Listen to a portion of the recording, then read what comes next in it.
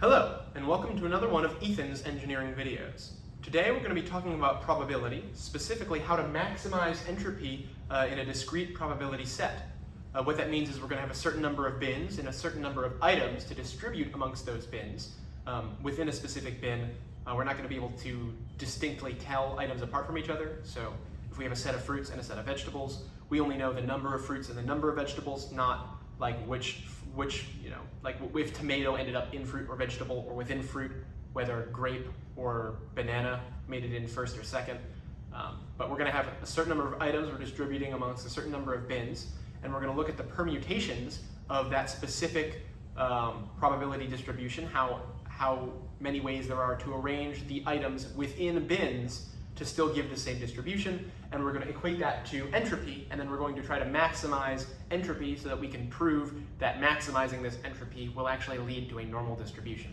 So that's kind of the goal. The way we're going to do that is we're going to start by just giving you an example of what all of the terms are going to mean as far as bins and items go. We're going to look at the definition of permutations for a specific probability set. We're going to do something really interesting called Stirling's approximation that goes back to some foundational calculus stuff and the properties of logarithms. And then we're just going to do a short little derivation and spit out our final answer that will tell us how to maximize entropy using just two terms. So, hope you're excited, hope you're strapped in, hope you're energized. So let's get started. So to look at maximizing entropy, what we're first going to have to do is describe our probability distribution. So I'm going to start that over here. So we're first going to start with a number of things, a number of items we want to distribute. That's going to be our capital N number. So for example, that could just be 1,000. So if I have 1,000 of something, maybe like students, I believe that's what the homework wanted us to look at, is how do we arrange 1,000 students? So example, if they took a test where there were, it was like they had to rate their teacher or something, and so the scores were from a 0 to a 10, you'd have 11 groups, 0, 1, 2, 3, 4, 5, 6, 7, 8, 9, 10. So we'd have 11 bins that we want to distribute these 1,000 students into. So how do we want to do that, right? If we had a bunch of bins here, and we, for say, put all 1,000 students in bin 0. Everyone gave their teacher a 0. That's one distribution.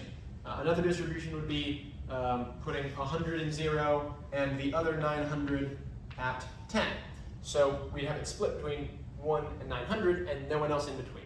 And of course there are not infinite, but an uncountably finite number of permutations, especially as n increases. You're going to have more and more ways to arrange those 1,000 students across those 11 bins, and obviously the more bins you have, the more distributions there are as well.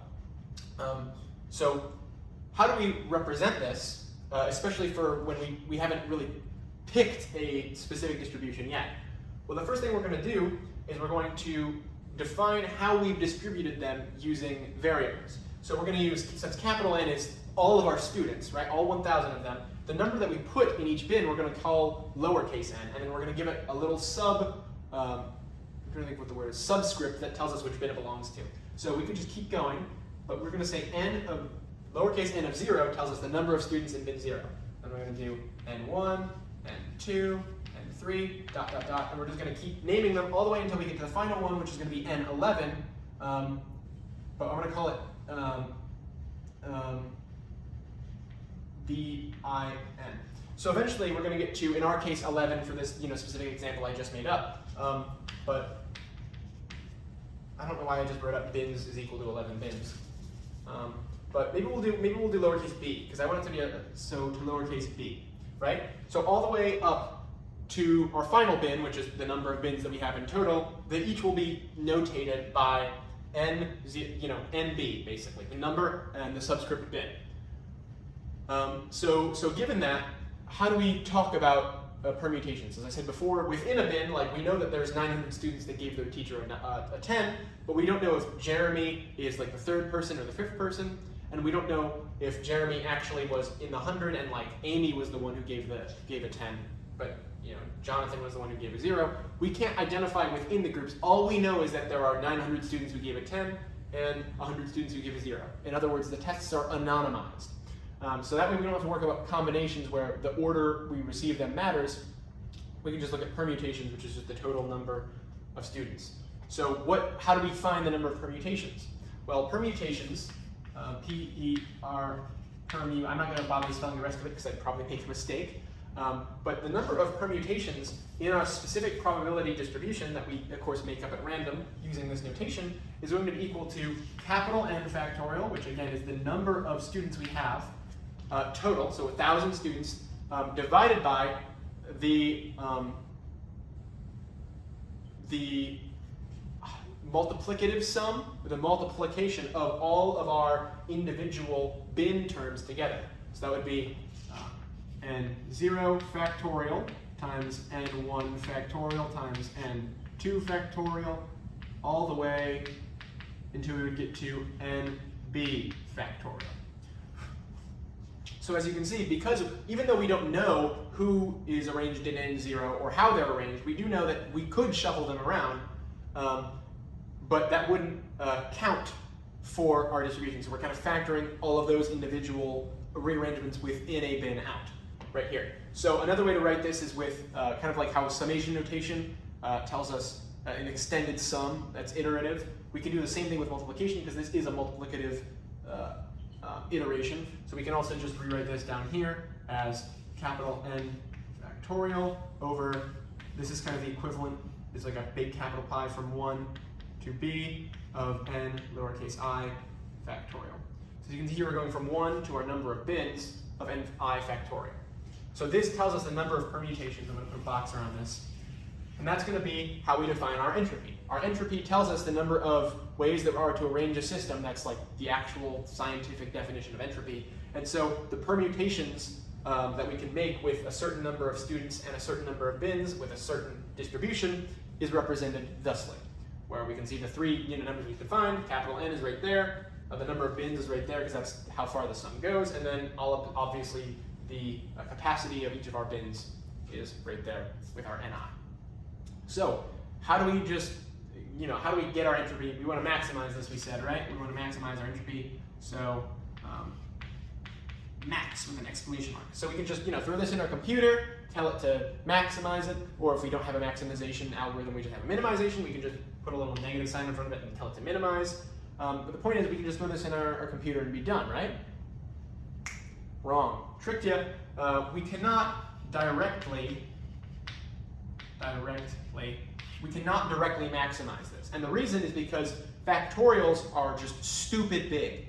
Once you get above like single and double digit numbers, like even once you're in like the 50s, it just gets ridiculous. I mean, throw 100 factorial into your calculator and I guarantee it'll probably shut down because it's just not equipped to handle numbers that have hundreds of digits, especially once you start getting into something that's like, oh yeah, we have 1,000 students. Like you can't do 1,000 factorial without infinite computing power or using a bunch of mathematical tricks, which I'm not going to talk about. It is technically possible, but it's nowhere near efficient.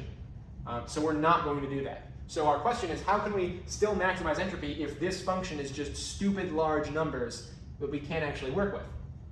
And that's where Stirling's approximation comes in.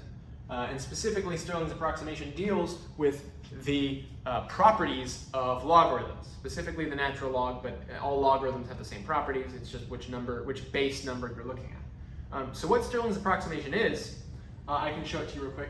It says that for some logarithm of x factorial, we can actually talk about that sequential multiplication. Again, x factorial is just 1 times 2 times 3 times 4 all the way up to x minus 1 times x. And because of that, we know that the property of logarithms allows us to step down mathematical operations within them. So for example, if you know that, you know addition and subtraction are, hopefully, if you're watching this, and you know multiplication is just repeated addition. 3 times 3 is just 3 added to itself 3 times, so 3 plus 3 plus 3. And the same way you know that exponents are just stepped up multiplication. 2 squared is the same thing as 2 multiplied by itself twice. 2 times 2 is 2 squared. Logarithm allows us to work those backwards. 2 squared within a logarithm becomes 2 times the logarithm of 2. That exponent comes out of the logarithm as a multiplication factor. And multiplication within a logarithm becomes the addition of logarithms. 3 times 3 in a logarithm is the same thing as the logarithm of 3 plus the logarithm of 3. That multiplication comes out of the logarithm and becomes an addition symbol. And since this is just sequential multiplication, we can rewrite this as a sum of ln of 1 plus ln of 2 plus ln of 3 all the way to plus ln, that's supposed to be a plus ln of x, which you may notice is just a sequential summation now that we've pulled all of those multiplications out of the logarithms. So that is equal to the summation from 1 to x of ln of I, right? Because you're just summing ln of 1, ln of 2, ln of 3 all the way across. And from right here is where we can use the trapezoidal definition of an integral, because we can approximate this summation as an integral. We know that we say that an integral is the area under a curve, but we also know that through the fundamental theorem of calculus, it's the difference between where you start and where you end, plus or minus any like initial value, that extra c term. And normally we approximate integrals down as infinitely small slices, a summation of infinitely small slices of a function. But here we're going to go backwards and say this logarithm is approximately, this summation of logarithms is approximately equal to the integral from 1 to x of ln x dummy variable dx dummy variable, right? We can say that this is approximately true. And then from here, we can just use our old friend, the, what's the word? Trapezoidal, I think is the word. Trapezial, I almost said. The trapezoidal approximation, I'm going to actually move this down below because this is a pretty important part. We can use the trapezoid approximation of an integral where you just kind of draw a line between your starting and ending point, draw the lines vertically down and calculate it, that this integral would actually be equal to, I guess we're using what x is the term I use, so it would be x times ln of x minus x plus 1. This is what this equation, when using the, so right here, trapezoid approximation right here. So this is what we get. For all intents and purposes, we can just ignore this one. We just kind of cut it out. We don't worry about it. It doesn't matter for our purposes, and it's just, you know, it fades out eventually, the rounding error, but that's what we're going to do. So this right here, going from a logarithm to this using the trapezoid approximation and the integral approximation, that is what Stirling's approximation is. If I could spell Stirling correctly, S-T-I-R-L-I-N-G-A-P-P-R-O-X. So this right here is Stirling's approximation. He's the guy who, I guess, was the first one to really like hammer out the way to go directly from the logarithm of a factorial down to something that is significantly more manageable. 1,000 times the logarithm of 1,000 minus 1,000, that's going to be somewhere in the realm of, you know, the tens, maybe 100,000, but it's nowhere near the mind-boggling numbers that n factorial or 1,000 factorial would approach.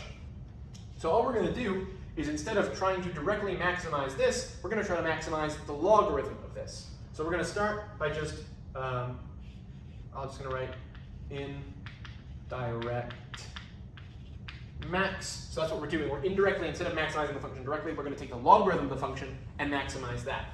So we have ln of n factorial over the pi multiplication of from 1 to b of ni factorial. As we said before, we know with the properties of logarithms, we can step down any arithmetic operations we perform inside of them. So this division can be stepped down to subtraction, so that we have the ln of n factorial minus the ln of this multiplication of ni factorial from 1 to b, right there. So all we've done is we've just used the same rule we used up here with factorials, because that's multiplication, to do with division, which is going to be negative instead of positive. So where do we go from this? Well, we can just apply Stirling's approximation to both of these directly. So I'm just going to move that, I'm trying to figure out space. I'll probably just do it right below, just to save some space. So n factorial is just an exact one-to-one conversion, so this becomes capital N times ln of n minus n, and that's going to be minus this thing. So what do we do here? Because we have a, you know, a multiplication, an iterative multiplication of a factorial, which is itself an iterative multiplication. inside of a logarithm. So what we're going to do first is we're going to do the same thing we did right here where we're going to decompose this. But instead of doing factorial directly, we're just going to, again, remember that we can decompose multiplication into addition. So this right here, if we have a logarithm of a bunch of things multiplied together, each of those individual terms added to the logarithms of each of those individual terms added together is the same. This would be the summation of ln of ni factorial plus the ln of n2 factorial plus the ln of n3 factorial all the way up. So that would be a summation. So I'm just going to put this little arrow right up here. That's going to be the summation from 1 to b of ln of ni factorial, right? So we put the summation outside the log. We turned this multiplicative, the iterative multiplication, we pulled that out of the logarithm and made it a summation of ln of ni factorial. And then from here, we can apply Stirling's approximation directly to that, so that way it works out. So we have our summation right here from 1 to b of ln of n factorial. Well, that's going to be of ni factorial, so it's going to be ni times ln of ni minus ni. So right here, we have our first thing, and I'm going to just put this whole thing in parentheses just to make sure we know what is being summed. We have this whole thing. So this is within the realm of computability, but we're not exactly done simplifying yet because there's a way to make it really, really nice and neat, and it's actually a pretty cool process. So we have to remember that in this situation, I'm going to scoot on back over here, our capital N is just the number of students we have, right? This is just our starting condition, as is B, the number of bins. This is just our setup. What we actually are changing it and varying is these right here. This right here is eventually what we're going to plug into Python in our next video. This is what we're going to solve for, right? These are our independent variables. These can be any numbers, contained within capital N. So each of these n numbers can be anywhere from inclusive 0 to inclusive n. Of course, assuming that all of them, this is true that each of these little n's can be between 0 and capital N as long as the sum of all ni's from 1 to b are equal to capital N, right? That's our restriction, is that they can all be anywhere in between, within that range as long as they all add up to n. We also know that our average is going to be the average of all of these and that kind of thing. And what you'll notice is that this is actually really important because we can simplify this a lot more based on some of these constraints.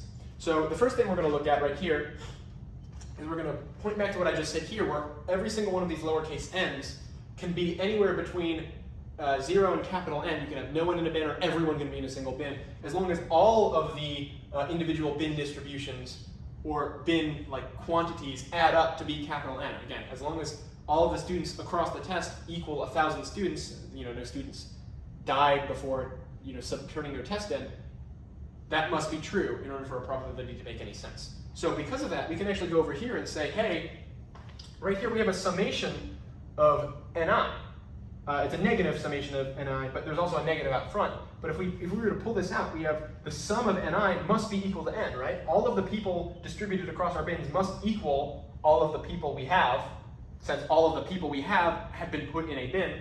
And so this negative n and this negative sum of ni cancel each other out. So this right here cancels out this right here. And so we end up with capital N of ln of n minus the sum of 1 to b of n I ln ni. So I'm thinking, okay, great, we just cut out a term. It didn't really make a huge difference, but one fewer thing is one fewer thing. And you'd be right. Until you remember that we're trying to maximize this, right? That's still our goal. Our goal is to maximize this.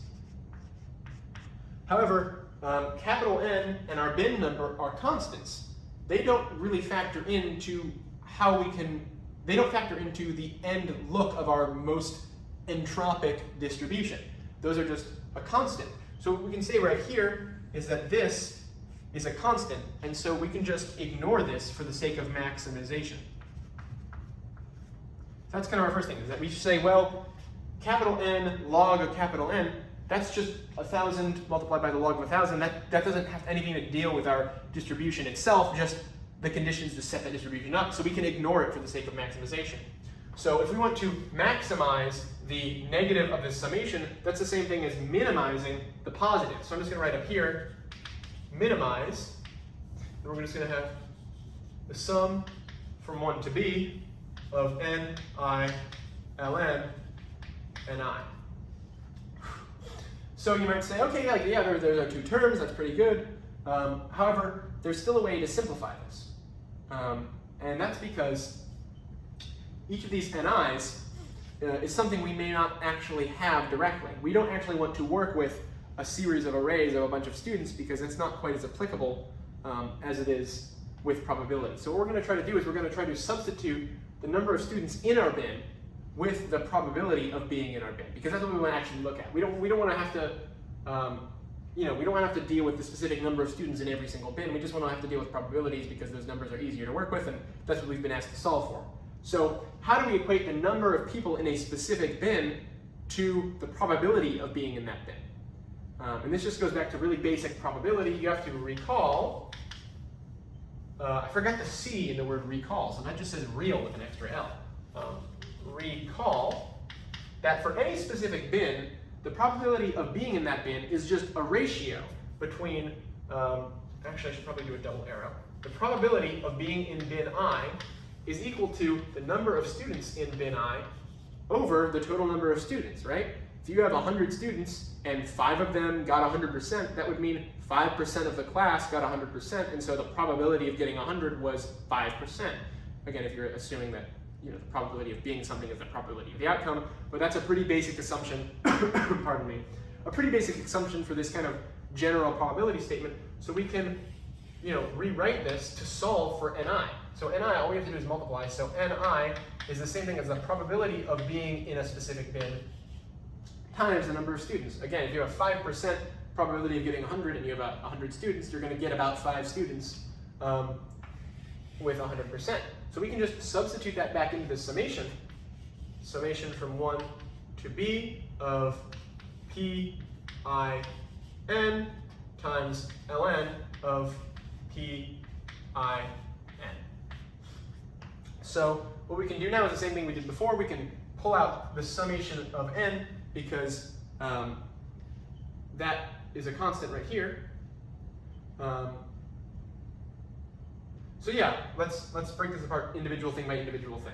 So probability of being in bin I, except the probability of being in a bin, but we're adding up the probability of all of the bins. So the probability of being any bin, the probability of being in any specific bin added with all the other bins just means the probability of being in a bin, which for the same reason that all of our ni's have to add up to capital N, all of our probabilities must add up to 1.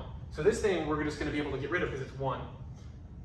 This thing is, again, a capital N. This is just a constant. So this immediately comes out. So we're going to have capital N times the sum of 1 to b p I plus, and then all we have left is this summation of n of the logarithm of pi times n.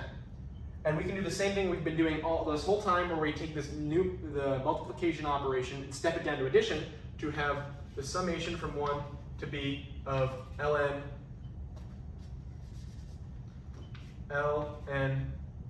of pi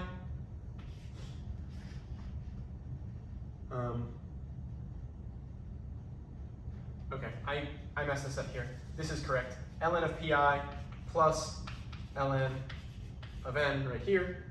But I forgot that this whole thing is multiplied by pi of n. So forgive me for a second there. The n still does pull out because it is in fact a constant. So we're just going to pull the n out, but we're going to leave the initial pi in this right there. That was almost a pretty major algebraic mistake.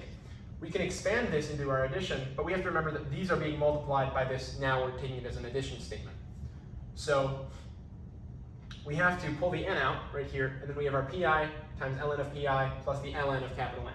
So what we're going to do now is we're going to distribute the probability of being in any specific bin to both of these.